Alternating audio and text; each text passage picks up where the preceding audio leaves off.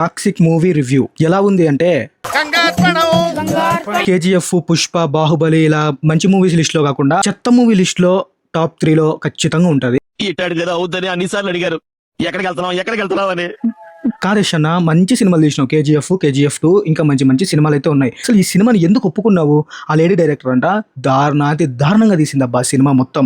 మళ్ళీ గ్రాఫిక్స్, ఈ టెక్నికల్ ఇవన్నీ బాగుంటాయి.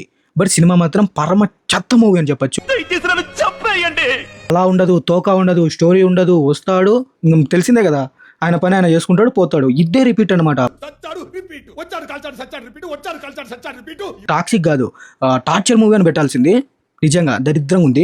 సో ఎవరన్నా వెళ్ళాలనుకుంటే కొంచెం ఆలోచించండి అబ్బా. ఇది కంబ్యాక్ మూవీ అయితే అసలు కాదు, గో బ్యాక్ మూవీ. యష్ గారి యాక్టింగ్ అయితే సూపర్ అని చెప్పొచ్చు. అంటే అందరు యాక్టింగ్ బాగానే ఉంటుంది. యాక్టింగ్ పరంగా అయితే ఇరగదీసినారు, టాక్సిక్ లెవెల్లోనే చేసినారు. బట్ మూవీ టాక్సిక్ లెవెల్లో లేదబ్బా. ఎందుకంటే దరిద్రంగా ఉంది. ఒక స్టోరీ ఉండదు, ఒక పాడు ఉండదు. మొత్తం అంతా మనోడు డ్రగ్స్ తీసుకుంటాడు, తాగుతాడు, పోతా ఉంటాడు. ఫైట్స్ అంట, బీజిఎం నాకు అర్థం కాకడుగుతా. కేజీఎఫ్కి ఈ సినిమాలో కొట్టినైనా మ్యూజిక్ డైరెక్టర్ నాకైతే ఎక్కడ అనిపించాలి. ఎందుకంటే అంత దరిద్రంగా కొట్టాడు మ్యూజిక్ అయితే ఈ సినిమాలో. ఇరుముడి వెళ్ళంటారు నాయన, అది ఇంకా బాగుంటుంది. అది 10 సార్లు చూడొచ్చు. ఈ సినిమా అయితే అసలు చూడలేము.